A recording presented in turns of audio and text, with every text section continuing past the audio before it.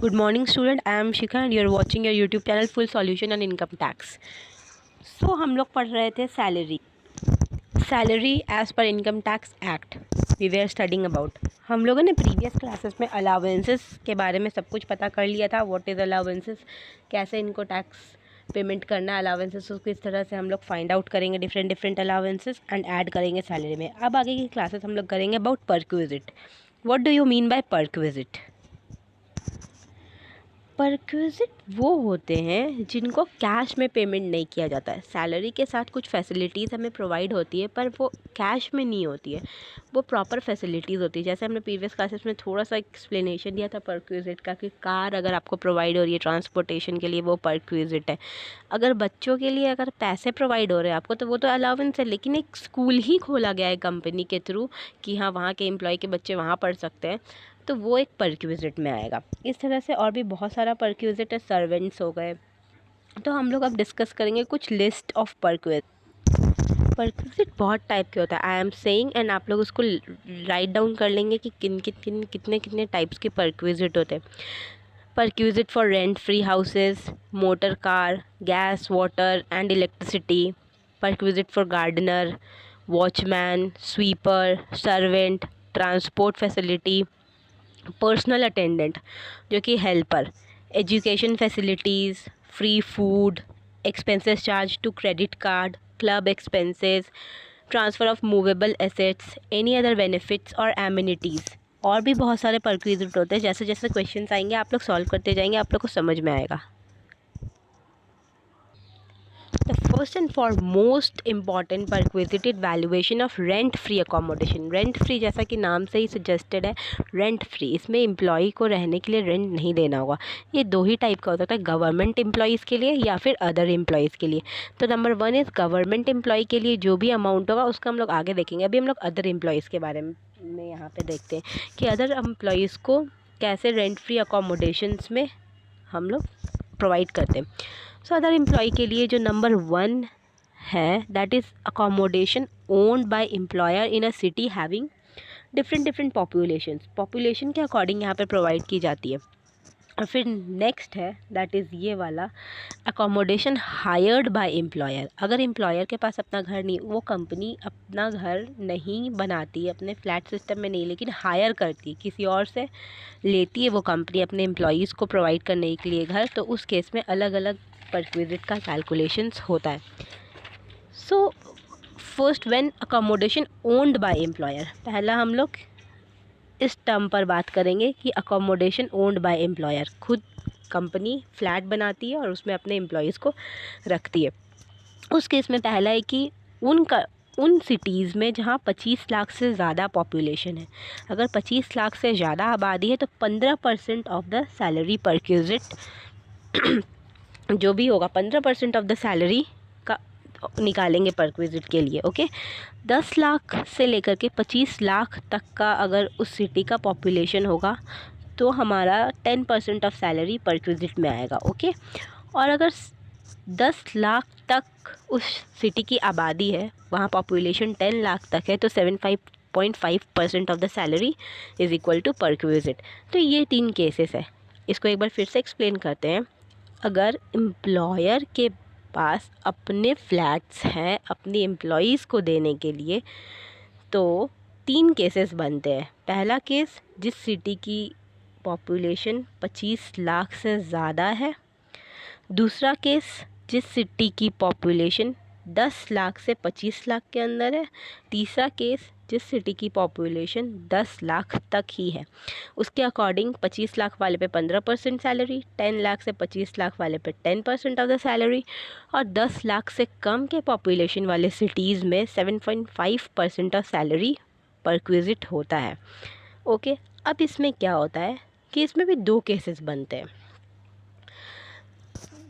इन तीनों में, ये जो 1, 2 एंड 3 है, इन तीनों में 2 केसेस बनते हैं। फर्निश्ड अकोमोडेशन है या नॉन फर्निश्ड अकोमोडेशन है। फर्निश्ड अकोमोडेशन का होता है furniture provided, okay, and unfurnished मतलब कोई फर्नीचर नहीं है, वो आपको अपने से अरेंज करना है। कोई वार्डरोब चाहिए या फिर कोई बेड चाहिए, वो सब आपको खुद से अरेंज करना है, टीवी वगैरह ये सब नहीं। और फर्निश्ड में सब कुछ प्रॉपर फिनिश्ड हाउस आपको प्रोवाइड होंगे। अगर फर्निश्ड अकोमोडेशन प्रोवाइड होता है तो 10% आप और ऐड कर लीजिए, ठीक है, इन तीनों में प्लस 10%। यहाँ पे ये देखिए ये वाले पॉइंट में लिखा है, तो 10% आप और ऐड कर लीजिए कॉस्ट ऑफ फर्नीचर का। कॉस्ट ऑफ फर्नीचर जो भी होगा वो आप 10% ऐड कर लीजिए। कॉस्ट ऑफ फर्नीचर में भी दो सकता है, फर्नीचर या तो एम्प्लॉयर आपको खुद से वो खुद के फ्लैट में फर्नीचर बनवाया हो या फिर फर्नीचर आपको किसी से हायर करके दे, तो ये दो केसेस हो सकते हैं। तो इसमें 10% और, जैसे 15% ऑफ सैलरी है ना यहाँ पे फर्स्ट केस में, इसमें ही प्लस 10% हो जाएगा। उसी तरह से यहाँ 10% ऑफ द सैलरी में प्लस 10% हो जाएगा और यहाँ भी वैसे ही प्लस 10, अगर फर्निश्ड होगा तो। और अगर फर्निश्ड नहीं होगा तो फिर तो कोई प्रॉब्लम ही नहीं है, ये नॉर्मल ऐसे करके निकल जाएगा, okay. Next case is this, hired, मतलब अगर एम्प्लॉई आपके पास अपना फ्लैट नहीं है, वो किसी और के फ्लैट को लेता है और अपने एम्प्लॉयज़ को देता है, तो उस केस में 15% ऑफ सैलरी परक्विजिट होगा, ओके। 15%, यहाँ कोई सिटी का पॉपुलेशन के अकॉर्डिंग कुछ भी यहाँ पे नहीं करना है, ओके। आप लोग जब क्वेश्चन सॉल्व करेंगे ना तो आप लोग को ये सब समझ में आ जाएगा, clear. Next is government employ. अब गवर्नमेंट एम्प्लॉय है तो कुछ तो बेनिफिट होगा ही इसे। गवर्नमेंट एम्प्लॉय को क्या करना होता है, अनफर्निश्ड केस में जो भी गवर्नमेंट डिटरमाइन करती है वो अमाउंट अनफर्निश्ड केस में वो परक्विजिट में काउंट हो जाता है। फर्निश्ड, अगर फर्निश्ड मिल रहा है पूरा फर्नीचर के साथ फिनिश्ड, अगर फ्लैट गवर्नमेंट प्रोवाइड करती है तो अमाउंट कैसे डिटरमाइंड करते हैं, जो भी 10% of cost of furniture, 10% of cost of furniture को यहाँ पे हम लोग ऐड कर देते हैं, ओके। या फिर अगर एम्प्लॉय कुछ अमाउंट पे कर रहा है तो हम लोग उसको डिडक्ट कर देते हैं। आप लोग इन सारे चार्ट्स को अच्छे से कॉपी कर लीजिएगा, ओके, क्योंकि यही फॉर्मेट में आपका आंसर बनेगा। Next main perquisite is valuation of use of motor car. Motor car अगर कंपनी प्रोवाइड कर रही है तो आप अलग अलग केसेस में उसका यूज़ कर सकते हैं। आइदर वो आप अपने लिए यूज़ करें या वो आप कंपनी के लिए यूज़ करें, या आप दोनों पर्पज़ के लिए, पर्सनल पर्पज़ के लिए और कंपनी के पर्पज़ के लिए यूज़ करें, तो उस हिसाब से वैल्यूएशन ऑफ मोटर कार अलग अलग होगा, ओके। सो यहाँ पे ये चार्ट है तो इसमें पहला है फुल्ली ऑफिशियल यूज़। अगर फुल्ली ऑफिशियल यूज़ हो रहा होगा तो परक्विजिट नील होगा, क्योंकि आप कंपनी के लिए इसे यूज़ कर रहे हैं। नेक्स्ट जो सेकंड है फुल्ली पर्सनल यूज़। अब फुल्ली पर्सनल यूज़ होगा तो कंपनी तो इसके लिए वैल्यू करवाएगी आपको। तो इसमें क्या होता है कि एक्चुअल एक्सपेंडिचर जो भी लगाओ उसमें हम लोग ऐड कर देते हैं रेम्यूनरेशन ऑफ शैफर। शैफर का मतलब है driver, okay, remuneration of driver. और ऐड करते हैं 10% कॉस्ट ऑफ कार, जो भी कॉस्ट होगा कार का, क्योंकि car is going in depreciation ना, कार जैसे जैसे यूज़ हो रही है वो डेप्रिशिएट हो रही है, तो जो भी अमाउंट होगा वो 10% ऐड हो जाएगा। Next is for mixed use. Mixed मतलब पर्सनल यूज़ भी हो रहा है इससे और ऑफिस का काम भी हो रहा है, तो उस केस में दो केसेस बनते हैं, ओके। इसमें क्या हो रहा है, running and maintenance bond by employer पहला केस, and running and maintenance bond by employ. इसका ये मतलब है कि या तो एम्प्लॉयर खर्चा उठा रहा है या एम्प्लॉय खर्चा उठाएगा, क्योंकि ये मिक्स्ड यूज़ है तो ये एग्जेम्प्टेड भी होगा और टैक्सेबल भी होगा, दोनों आधे आधे अमाउंट में।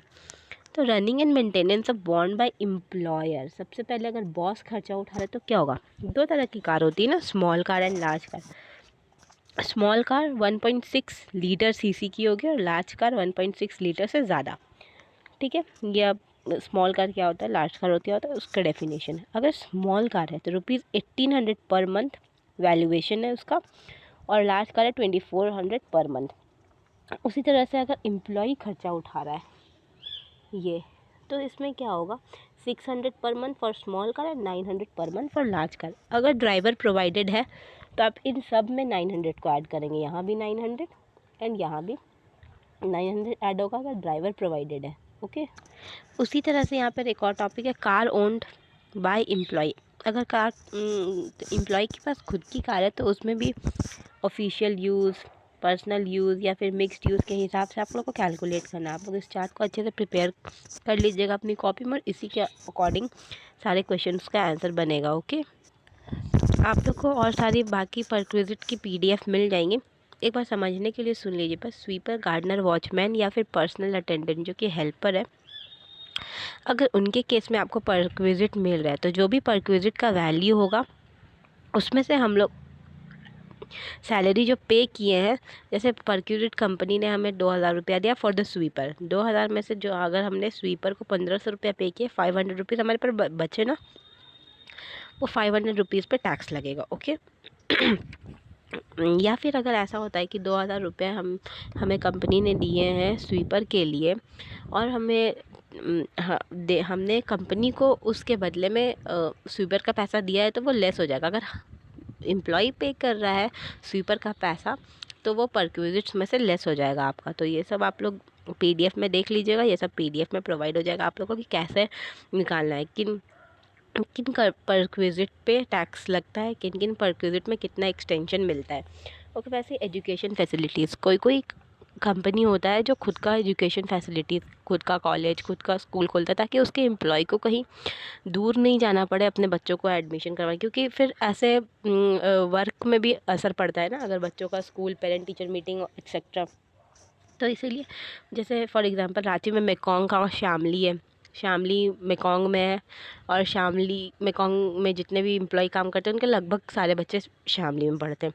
तो वो एक वहाँ पे इनबिल्ट है कि मेकॉन्ग कंपनी जो है वो शामली स्कूल को कुछ तो प्रोवाइड करती है। शायद शामली उसके लिए मेकॉन्ग के एम्प्लॉयज़ के लिए सीट रिज़र्व रखता है या फिर कंसेशन देता है फ़ीस में, आई डोंट नो, पर वहाँ पे कुछ तो है। तो उस केस में एजुकेशन फैसिलिटी पे परक्विजिट मिलता है। इसमें 1,000 रुपये का परक्विजिट मिलता है, 1,000 पर मंथ फॉर 1 चाइल्ड। ऐसे करके 2 बच्चों तक के लिए होता है। उससे ज़्यादा का अगर खर्चा आ रहा है तो वो आपका टैक्सेबल होगा। ओके। उसी तरह से और भी बहुत सारे परक्विजिट है जो आपको वीडियो में पीडीएफ में प्रोवाइड कर दिए जाएंगे। Okay, thank you.